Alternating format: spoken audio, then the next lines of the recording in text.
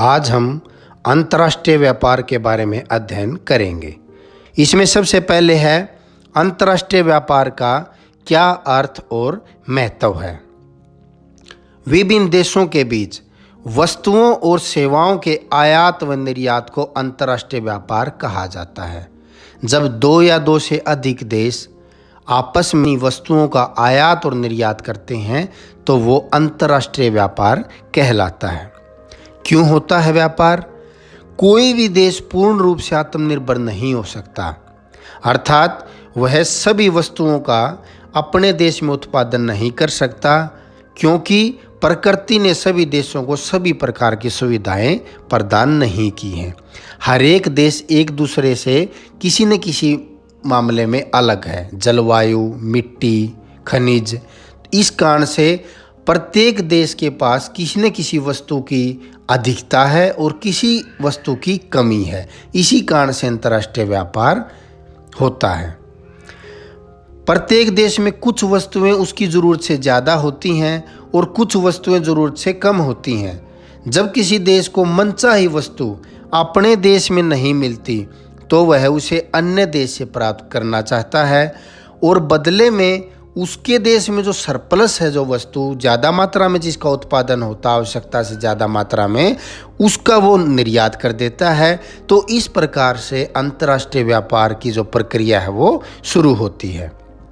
अंतर्राष्ट्रीय व्यापार का मानव समाज के लिए बहुत महत्व है।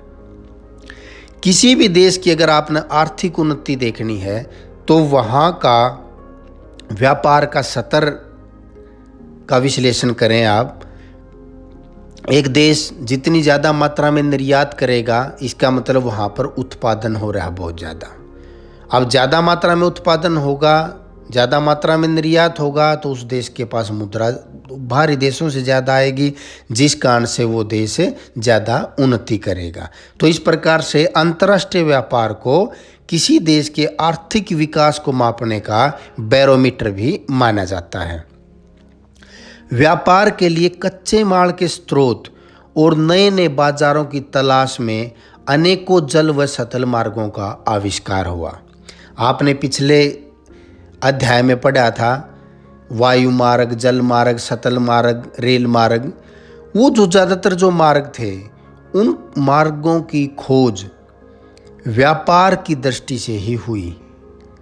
एक देश से दूसरे देश में लोगों को जाने के लिए मार्गों की आवश्यकता थी, तो व्यापार ने नए नए मार्ग की भी खोज की।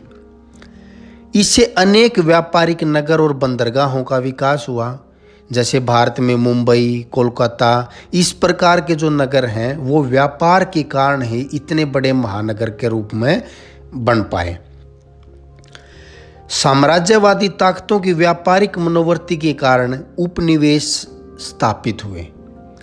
यानी कि जो यूरोप के देश थे, यूरोप में जब औद्योगिक क्रांति आई, उन उद्योगों को जो कच्चे माल की आवश्यकता थी, उस कच्चे माल की पूर्ति करने के लिए वो अफ्रीका और एशिया महाद्वीपों के देशों में जब आए और उन देशों को उन्होंने अपना उपनिवेश बनाया, अपने गुलाम वो देश बनाए, तो वो कारण भी व्यापार ही था। वो सबसे पहले व्यापार की दृष्टि से ही इस प्रकार से एशिया और अफ्रीका में आए थे। व्यापार के लिए विभिन्न सांस्कृतिक समुदायों के करीब आने से उनकी भाषाएं, कलाएं, विचार, दर्शन, तकनीक, सभ्यता एक दूसरे के करीब आए। जैसे हम बात करते हैं पश्चिमी सभ्यता की, तो पश्चिमी सभ्यता का अर्थ है पश्चिम के देश। जो पश्चिम के देश हम उनको बोलते हैं जो प्रधान देशांतर रेखा के ऊपर या उसके आसपास या उसके पश्चिम में हैं। तो वहाँ के जो लोग जब पूर्वी देशों की तरफ आए, भारत, एशिया महाद्वीप की तरफ वो आए, तो वहाँ पर उनकी संस्कृति को भी वो लेके आए।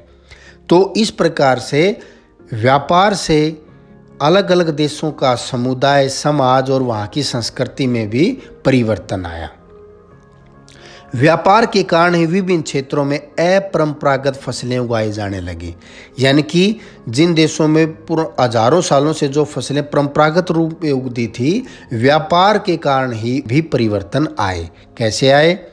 जैसे तंबाकू, आलू, टमाटर, इस प्रकार की जो फसलें हैं वो शीतोष्ण यानी कि ठंडे इलाकों की फसलें हैं। और वो फसलें भारत जैसे उष्णकटिबंधीय देश में भी उगनी शुरू हुई व्यापार शुरू होने के बाद। नकदी फसलें जैसे गन्ना, कपास, इस प्रकार की फसलों का उपयोग कच्चे माल के रूप में उद्योगों में किया जाता है। तो इस तरह की जो फसलों का उत्पादन भी व्यापार के बाद ही शुरू हुआ अलग अलग देशों में। अतः स्पष्ट है कि विश्व के आर्थिक, सामाजिक और राजनीतिक स्वरूप की रचना में अंतर्राष्ट्रीय व्यापार की सदैव अहम भूमिका रही है। अगला टॉपिक है विनिमय व्यवस्था। विनिमय व्यवस्था क्या होती है?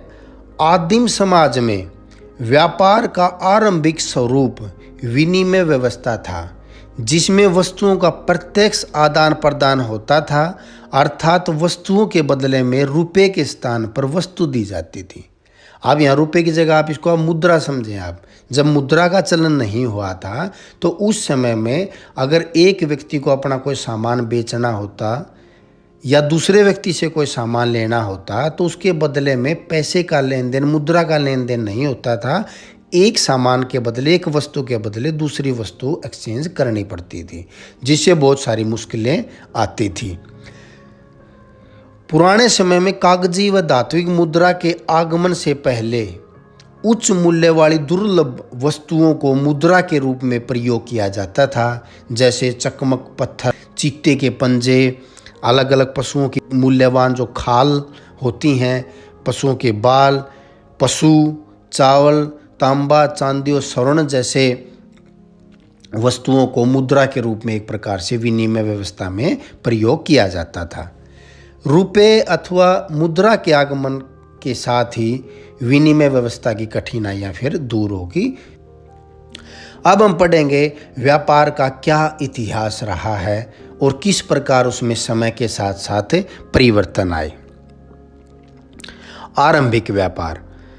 आरंभिक व्यापार स्थानीय बाजारों तक ही ज़्यादातर सीमित था। लोग अपने संसाधनों का अधिकांश भाग अपनी मूलभूत आवश्यकताओं, भोजन और वस्त्र पर ही ज़्यादातर खर्च करते थे। जो धनी लोग होते थे वो आभूषण और महंगे परिधान खरीदते थे। परिणाम स्वरूप विलास की वस्तुओं का व्यापार आरंभ हुआ। यानी कि जो आरंभिक व्यापार था वो ज़्यादातर लोग विलास की जो वस्तुएं होती थी उन्हीं का व्यापार होता था। रेशम मार्ग लंबी दूरी के व्यापार का एक आरंभिक उदाहरण है, जो 6000 किलोमीटर लंबे मार्ग के सहारे रोम को चीन से जोड़ता था। जो व्यापारी होते थे वो भारत, पर्शिया जिसको अब हम ईरान बोलते हैं, और मध्य एशिया के मध्यवर्ती स्थानों से चीन में बने रेशम, रोम की ऊन और बहुमूल्य धातुओं तथा अन्य अनेक महंगी वस्तुओं का इस मार्ग के द्वारा परिवहन करते थे। रोमन साम्राज्य के विखंडन के बाद 12वीं और 13वीं शताब्दी के दौरान से जो युद्ध पोत थी वो बननी शुरू हो गई। उनके विकास के साथ यूरोप और एशिया के बीच व्यापार बढ़ा और अमेरिका जैसे महाद्वीप की खोज भी उसी समय पे हुई। 15वीं शताब्दी से ही यूरोपीय उपनिवेशवाद शुरू हुआ और विदेशी वस्तुओं के व्यापार के साथ ही दास व्यापार के एक नए स्वरूप का उदय हुआ। पुर्तगालियों, डचों, स्पेनिश लोगों व अंग्रेजों ने अफ्रीकी मूल निवासी थे, जो अफ्रीका महाद्वीप के मूल निवासी थे, उनको पकड़ा और उन्हें बलपूर्वक अपने बागानों में श्रम हेतु जो अमेरिका महाद्वीप नया खोजा था वहाँ उनको दास बना के ले जाया जाता था। दास व्यापार लगभग 200 वर्षों से भी ज़्यादा समय तक एक लाभदायक व्यापार के रूप में रहा। 1792 से लेकर 1808 के बीच अलग अलग देशों में धीरे धीरे फिर ये समाप्त हुआ। इसके बाद औद्योगिक क्रांति आई यूरोप में। तो औद्योगिक क्रांति आई तो उद्योगों को कच्चे माल की आवश्यकता थी, तो व्यापार का स्वरूप यहाँ से परिवर्तित होना शुरू हुआ। अब आयात निर्यात की वस्तुओं में विलासिता की वस्तुओं के साथ साथ कच्चा माल जैसे कपास, खनिज, रसायन, ईंधन, लकड़ी, कोयला, पेट्रोलियम, उपभोक्ता पदार्थ, चाय, मांस, दूध, चीनी, कहवा, इस प्रकार की वस्तुओं का व्यापार होने लगा। यानी कि एक तरफ तो कच्चा माल जो उद्योगों के लिए आवश्यक था, और दूसरा उद्योगों में बना विनिर्मित माल, उसका व्यापार होना फिर शुरू हो गया। औद्योगिक राष्ट्रों ने कच्चे माल के रूप में प्राथमिक उत्पादों का आयात किया और मूल्य परक यानी कि मूल्यवान जो तैयार माल था उसको वापस जो अन्य औद्योगिक देश थे, जो ज़्यादा विकसित देश नहीं थे, उनकी तरफ उन्होंने अपना वो निर्यात करना शुरू किया। फिर विकासशील देशों से विनिर्मित माल का निर्यात, फिर थोड़ा समय में परिवर्तन आया। जो विकासशील देश थे 20वीं शताब्दी जब आई तो संसार में जब उपनिवेश धीरे धीरे खत्म होना शुरू होया, लोग देश स्वतंत्र होने शुरू हुए, तो उन देशों ने जब अपना विकास शुरू होया तो विकासशील देशों की तरफ से भी विनिर्मित माल विकसित देशों की तरफ निर्यात होना शुरू होया। नए वस्तुओं का प्रतिस्थापन, फिर समय परिवर्तन आया, मोटर गाड़ियाँ आई, इंजन का आविष्कार होया, तो सबसे ज़्यादा व्यापार में जो मात्रा थी वो कच्चे तेल की बढ़ी। खनिज पदार्थ, मशीनें और परिवहन उत्पाद अंतर्राष्ट्रीय व्यापार का महत्वपूर्ण अंग बनते चले गए। तो इस प्रकार से जो व्यापार था वो समय, लोगों की मांग और तकनीकी विकास के साथ उसके अंदर परिवर्तन आता चला गया। अंतर्राष्ट्रीय व्यापार अस्तित्व में क्यों आया? अंतर्राष्ट्रीय व्यापार उत्पादन में विशिष्टीकरण का परिणाम है। यह विश्व की अर्थव्यवस्था को लाभ देता है। अंतर्राष्ट्रीय व्यापार वस्तुओं और सेवाओं के तुलनात्मक लाभ, परिपूरकता, हस्तांतरणीयता के सिद्धांतों पर आधारित होता है। सिद्धांततः यह व्यापारिक भागीदारों को समान रूप से लाभदायक होना चाहिए। यानी कि कुल मिला के बात ये की जा रही है यहाँ पे कि जो व्यापार है उसको कोई भी देश क्यों करता है? लाभ को प्राप्त करने के लिए। कोई भी देश है जहाँ पे अच्छा परिवहन, अच्छी संचार प्रणाली है, वो देश अंतर्राष्ट्रीय व्यापार में भागीदारी अवश्य करता है, जिससे व्यापार को बढ़ावा मिलता है और व्यापार अस्तित्व में आता है। अंतर्राष्ट्रीय व्यापार के आधार, यानी कि अंतर्राष्ट्रीय व्यापार क्यों शुरू होया, उसके पीछे कारण क्या रहा? संसाधनों के वितरण में भिन्नता, भौतिक संरचना जैसे भूविज्ञान, उच्चावच, मृदा, जलवायु में भिन्नता के कारण विश्व के राष्ट्रीय संसाधन असमान रूप से वितरित हैं। जिन देशों में संसाधनों की मात्रा आवश्यकता से अधिक पाई जाती है वे उसका निर्यात कर देते हैं, और जिस चीज़ की कमी होती है उसका वो आयात कर लेते हैं। यानी कि संसाधनों के वितरण में भिन्नता होने के कारण व्यापार होता है। जनसंख्या का आकार, सघन बसाव वाले देशों में आंतरिक व्यापार ज़्यादा होता है, क्योंकि उनके देश का जो उत्पादन होता है उसकी ज़्यादातर उत्पादन की जो खपत है वो उसी देश में हो जाती है। जैसे भारत, पाकिस्तान, बांग्लादेश जैसे जो देश होते हैं, यहाँ का ज़्यादातर उत्पादन उसी देश में खपत हो जाता है। लेकिन ऑस्ट्रेलिया, कनाडा, अर्जेंटीना जहाँ पे जनसंख्या इतनी ज़्यादा नहीं है, उनका जो उत्पादन है उसका वो ज़्यादा निर्यात कर पाते हैं। सांस्कृतिक कारक, कई देश सांस्कृतिक विकास के साथ कुछ चीज़ों के उत्पादन में विशिष्टता प्राप्त कर लेते हैं, और उन वस्तुओं की ललक मांग दूसरे देशों को रहती है जो खुद उन वस्तुओं को नहीं बना पाते। उनकी विशेषता होती है उन वस्तुओं की, जैसे भारत का साड़ी व आभूषण, जापान के खिलौने, ईरान की कालीन, चीन का रेशम, ढाका का मलमल। तो इस प्रकार से जो विशिष्ट उत्पादन कुछ देशों का होता है तो वो व्यापार को बढ़ावा देता है। आर्थिक विकास की परावस्था, कौन सा देश विकास के मामले में किस अवस्था में है? एक देश प्राथमिक क्रियाकलाप में ज़्यादा है तो वो देश ज़्यादा से ज़्यादा प्राथमिक उत्पादों का ही व्यापार कर पाएगा। कोई देश विनिर्माण उद्योग में ज़्यादा विकास कर पाया है तो वो ज़्यादा मशीनों से विनिर्मित माल का ज़्यादा उत्पादन कर पाएगा। तो ये भी आधार बनता है अंतर्राष्ट्रीय व्यापार का। विदेशी निवेश की सीमा, विकासशील देशों में जहां आवश्यक पूंजी का अभाव है उन देशों में विदेशों से निवेश अगर किया जाए, उद्योगों को बढ़ावा देके वहाँ के व्यापार को भी बढ़ाया जा सकता है। यानी कि पूंजी यहाँ पे महत्वपूर्ण है, जो व्यापार का एक आधार बनती है। अगर एक देश गरीब है तो वहाँ पे चाहे खनिज भी कितनी मात्रा में मिलते हों, लेकिन उनके पास पूंजी नहीं है, तकनीक नहीं है, तो वो व्यापार नहीं कर पाएंगे। परिवहन। पुराने समय में परिवहन के पर्याप्त और समुचित साधनों का अभाव स्थानीय क्षेत्रों में ही व्यापार को सीमित रखता था, लेकिन अब के जल परिवहन, वायु परिवहन के होने से, रेल, समुद्री वायु परिवहन के विस्तार से, एयर कंडीशन जैसी सुविधा के आने से अलग अलग प्रकार की वस्तुओं के व्यापार को बढ़ावा मिला है। प्रौद्योगिकी दक्षता व कुशलता, यानी कि कोई देश तकनीकी रूप से कितना एडवांस है, ये भी एक व्यापार को बढ़ावा देने में सहयोग करता है। और सरकार की नीतियां भी व्यापार को प्रभावित करती हैं। किसी देश की सरकार उद्योगों से संबंधित, व्यापार से संबंधित अच्छी नीतियां बनाएगी, ऐसे नियम कायदे बनाएंगे जिससे वहाँ पर व्यापार को बढ़ावा मिले, तो उस देश में व्यापार ज़्यादा बढ़ेगा। और जहाँ नीतियाँ व्यापार के विरुद्ध होंगी वहाँ व्यापार को ज़्यादा बढ़ावा नहीं मिलेगा। अब हम पढ़ेंगे अंतर्राष्ट्रीय व्यापार के महत्वपूर्ण पक्ष कौन कौन से हैं। सबसे पहला, व्यापार का परिमाण। व्यापार का परिमाण क्या होता है?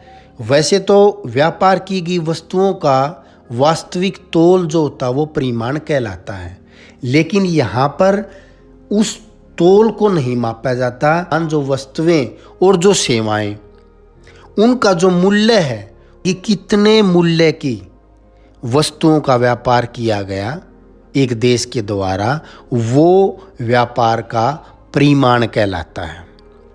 दूसरा है व्यापार की संरचना, यानी कि उस देश में किस प्रकार की वस्तुओं का व्यापार किया जा रहा है। 20वीं शताब्दी में देशों द्वारा आयातित और निर्यातित वस्तुओं और सेवाओं के प्रकार में परिवर्तन आया। जैसे आपने पहले पढ़ा था कि किस प्रकार इतिहास में समय के साथ साथ व्यापार की जाने वाली वस्तुओं में परिवर्तन आया, यहाँ पर वही बात हो रही है। व्यापार की संरचना का अर्थ है कि किन किन चीज़ों का व्यापार किया जाता है।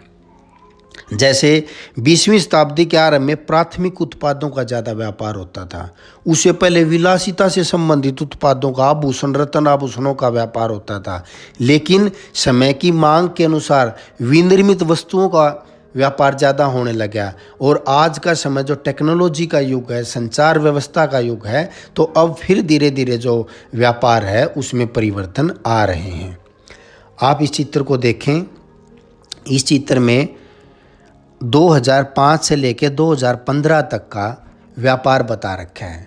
ये सबसे ऊपर की जो लाइन है कुल व्यापार बता रही है कि इसमें किस प्रकार से ऊपर नीचे परिवर्तन होता रहता है। विनिर्मित माल का परिवर्तन देखें आप, समय के साथ साथ कृषि उत्पादों के अंदर भी परिवर्तन आता रहता है। और ये ईंधन और जो खनिज वगैरह हैं उनके व्यापार का इसमें उल्लेख किया हुआ है। तो समय के साथ साथ इनमें परिवर्तन आता रहता है। फिर है व्यापार की दिशा। व्यापार की दिशा भी बदलती रहती है। 18वीं सदी तक विकासशील देश यूरोप को विनिर्मित वस्तुओं के निर्यात किया करते थे। यानी कि पुराने समय में जो विकासशील देश थे वो रत्न, आभूषण, हाथ से बनी हुई चीज़ों का यूरोप के देशों को व्यापार किया करते। तो उस टाइम पे दिशा क्या थी व्यापार की? एशिया से यूरोप की तरफ। लेकिन समय बदला, औद्योगिक क्रांति आई, तो यूरोप में उद्योग ज़्यादा बढ़ने से वहाँ से व्यापार फिर एशिया की तरफ होना शुरू हुआ। तो ये व्यापार की दिशा है। ये तीनों पक्ष किसी देश की अंतर्राष्ट्रीय व्यापार के लिए महत्वपूर्ण होते हैं। वो कितने मूल्य का व्यापार कर रहा है, किस किस प्रकार की वस्तुओं का उसमें व्यापार किया जा रहा है, और किस दिशा की तरफ, विकासशील से विकसित, विकसित से विकासशील, किस तरफ वो व्यापार किया जा रहा है। अगला टॉपिक है व्यापार संतुलन।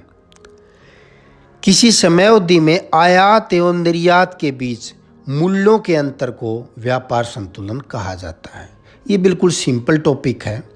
यदि आयात का मूल्य देश के निर्यात मूल्य की अपेक्षा अधिक है, वो देश का व्यापार संतुलन नेगेटिव या प्रतिकूल कहलाता है। भारत का व्यापार संतुलन लगभग सदा नेगेटिव में ही रहा है।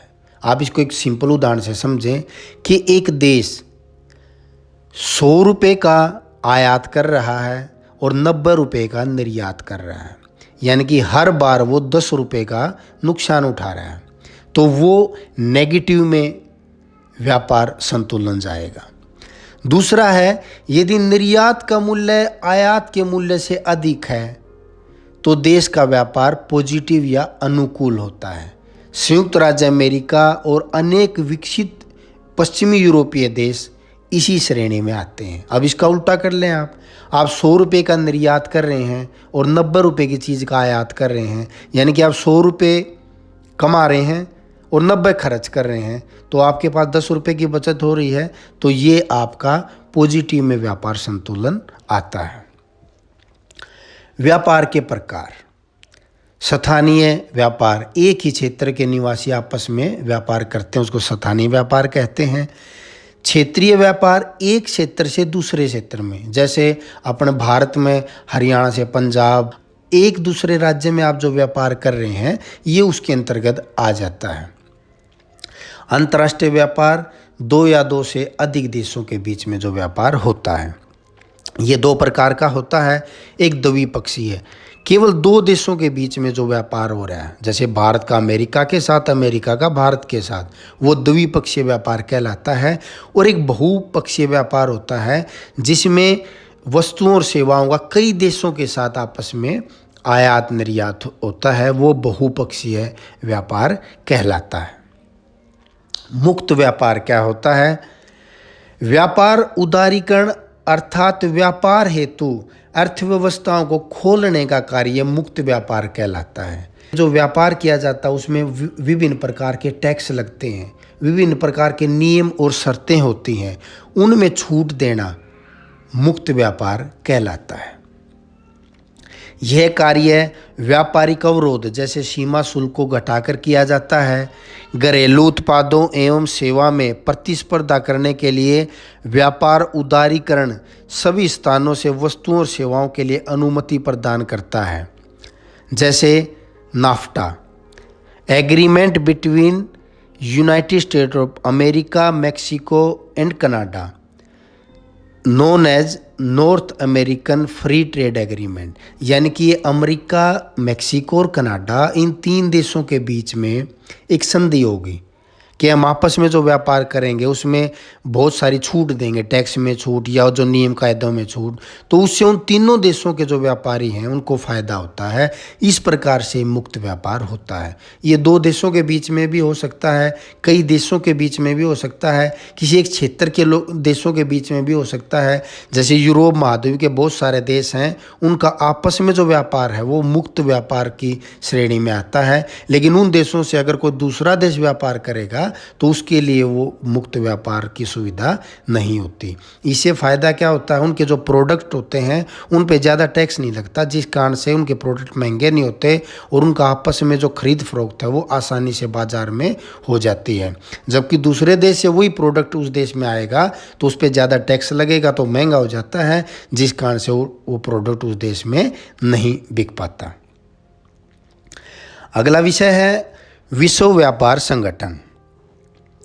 ये 1948 में उच्च सीमा शुल्क और विभिन्न प्रकार की जो बाधाएं थी उनको दूर करने के लिए संगठन बनाया, जिसको नाम दिया गया GATT, general agreement for tariff and trade, यानी कि जो टैक्स और व्यापार होता है उनके बीच में एक सामान्य समझौता होना कुछ देशों के बीच में। ये जो मुक्त व्यापार हमने पढ़ा है वो कुछ इसी प्रकार की बात यहाँ पर हो रही है। इसके लिए एक संगठन बनाया गया। शुरू में गैट के सभी जो सदस्य थे वो विकसित राष्ट्र थे, जो ज़्यादा व्यापार करते थे, विकसित औद्योगिक राष्ट्र थे, लेकिन धीरे धीरे इसमें विकासशील देशों को भी शामिल कर लिया गया और अब इसमें हर देश के सदस्य इस संस्था में शामिल हैं।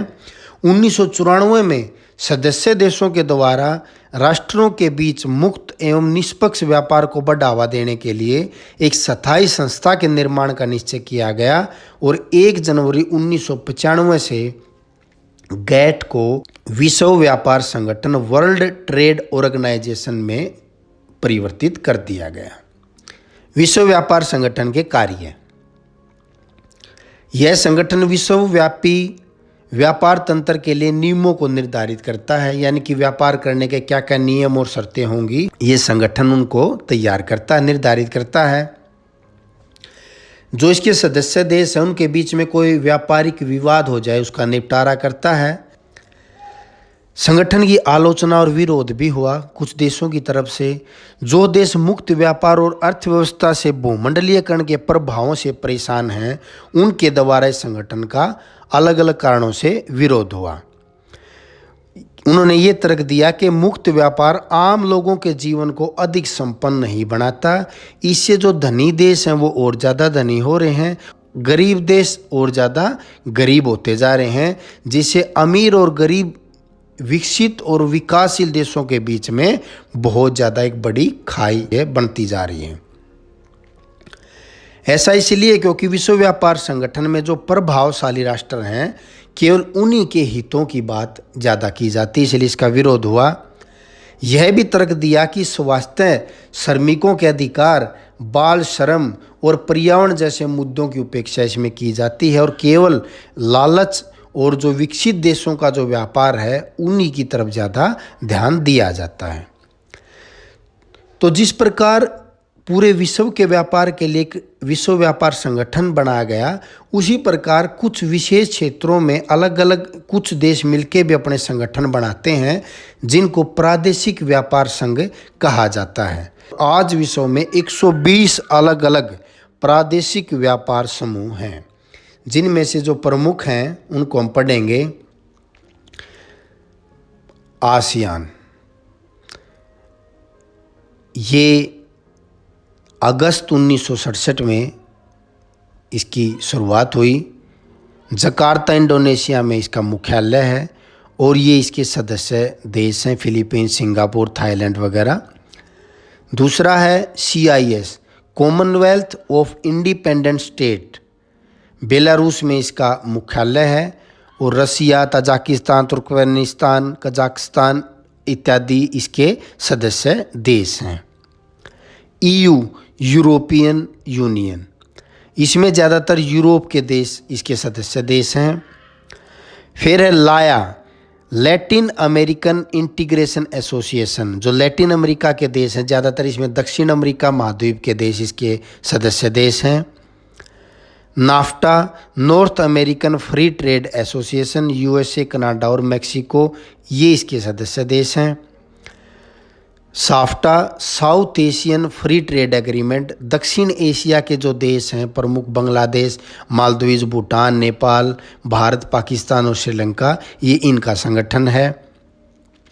OPEC, organisation of petroleum exporting countries, जो पेट्रोल खनिज तेल का उत्पादन करने वाले देश हैं, ये उनका संगठन है। एक है G8, इसमें America, Canada, Britain, France, Italy और जापान, ये इसके प्रमुख सब शुरुआती 7 इस ग्रुप के देश थे और 1997 में रूस को भी इसमें शामिल कर लिया गया।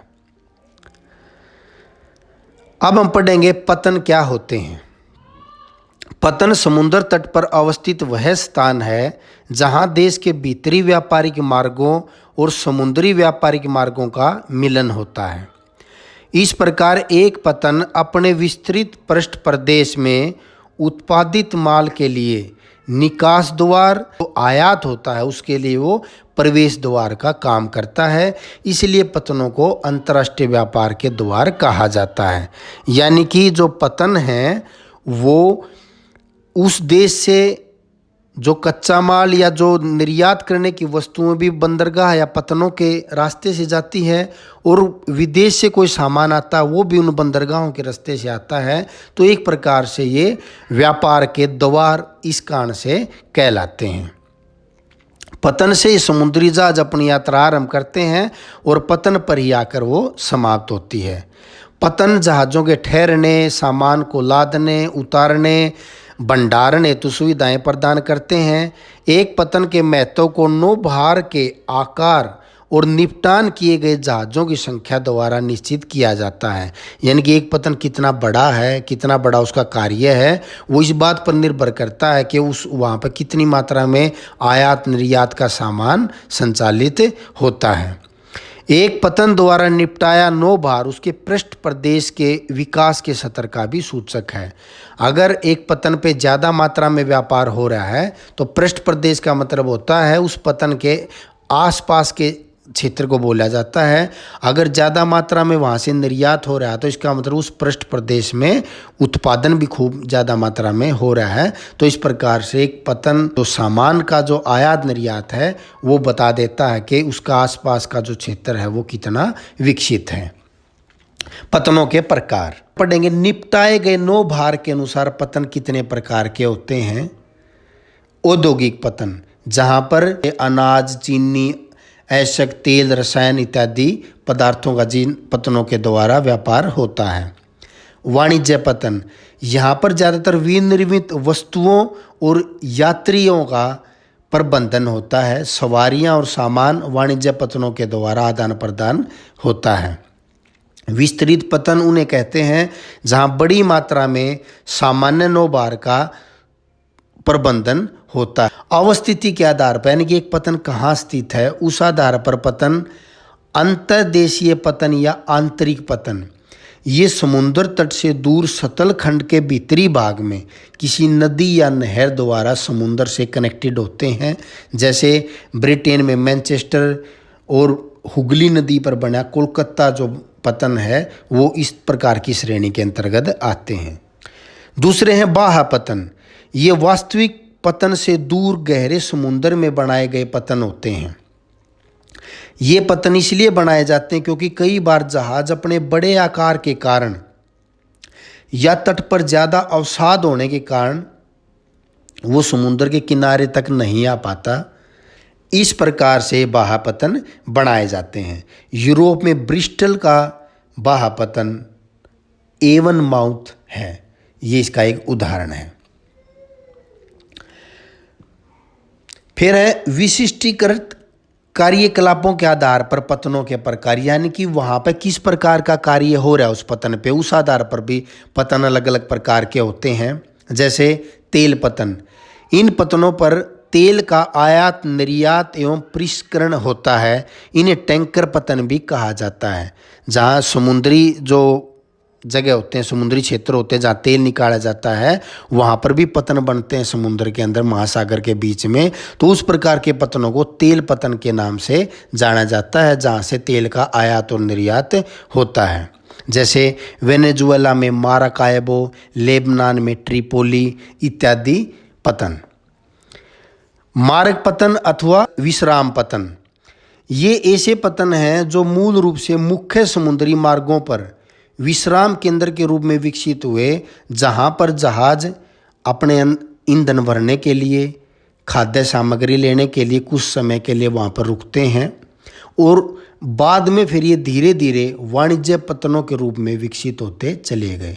यानी कि शुरुआत में इनको केवल इसलिए बनाया गया था, जब लंबी दूरी का रास्ता होता है तो ईंधन अगर समाप्त हो जाता है जहाज का या खाद्य सामग्री कम पड़ जाती है तो रास्ते में बीच में उसको पूर्ति के लिए ये पतन बनाए गए थे और धीरे धीरे इनका उपयोग वाणिज्य पतनों के रूप में भी होने लगा। जैसे अदन, होनोलुलु तथा सिंगापुर, ये हमने पिछले अध्याय में इनकी लोकेशन भी पढ़ी थी इन पतनों की, तो आप उस वीडियो को आप देख सकते हैं। और ये पतन समुद्र के बीच में कहाँ स्थित हैं इसका भी आप ज्ञान प्राप्त कर सकते हैं। ऊपर आई में भी आपको वो लेसन दिखाई दे रहा होगा, आप उसको सेलेक्ट करें और आप उस वीडियो को देख सकते हैं। पैकेट स्टेशन, इन्हें फेरी पतन भी कहा जाता है। इन पतनों का प्रयोग छोटे समुद्री मार्ग से आने वाले यात्रियों को उतारने, चढ़ाने और डाक लेने देने के लिए किया जाता है। यानी कि पुराने समय में जब डाक तार का जब दौर था तो उस समय में इस प्रकार के जो पतनों का प्रयोग उस समय बहुत ज़्यादा चलन में था। और इनकी क्या खासियत होती है, ये स्टेशन जोड़ों में इस प्रकार से अवस्थित होते हैं कि एक जलीय क्षेत्र के ये आर पार एक दूसरे के सामने होते हैं। जैसे इंग्लिश चैनल के आर पार इंग्लैंड में डोवर तथा फ्रांस में कैलाइस नाम का जो पतन है वो इस प्रकार के पैकेट स्टेशन का उदाहरण है। फिर है अंतरपो पतन। ये पतन पुनः वितरक पतनों के रूप में काम करते हैं। ये वे पतन होते हैं जहाँ विदेशों से आयातित माल गोदाम में भरकर रखा जाता है और लाभ कमाने के लिए अन्य देशों को निर्यात किया जाता है। जैसे सिंगापुर एशिया के लिए, रॉटरडम यूरोप के लिए, ये एक प्रकार से अंतरपो पतन के उदाहरण हैं। नौसैनिक पतन, नाम से ही जाहिर हो रहा है, इन पतनों पर नौसेना के जंगी जहाज़ों को लंगर डालने व मरम्मत करने की सुविधा होती है। इनका सामरिक महत्व अधिक है तथा व्यापारिक महत्व कम है, क्योंकि ये ज़्यादातर जो पतन होते हैं ये सुरक्षा की दृष्टि से नौसेना के जो जहाज़ होते हैं उनके लिए इनका प्रयोग ज़्यादा मात्रा में किया जाता है। जैसे भारत में कोचीन, कारवाड़, ये भारत के प्रमुख नौसैनिक पतन हैं। इस प्रकार से आज का हमारा टॉपिक ख़त्म हुआ और कुछ इम्पोर्टेंट क्वेश्चन इस लेसन से रिलेटेड। अंतर्राष्ट्रीय व्यापार का क्या अर्थ है और उसका क्या महत्व है? विनिमय व्यवस्था किसे कहा जाता है?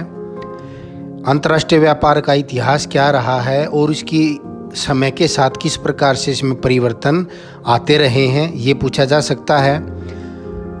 अंतर्राष्ट्रीय व्यापार के क्या आधार हैं, किन आधारों पर अंतर्राष्ट्रीय व्यापार किया जाता है?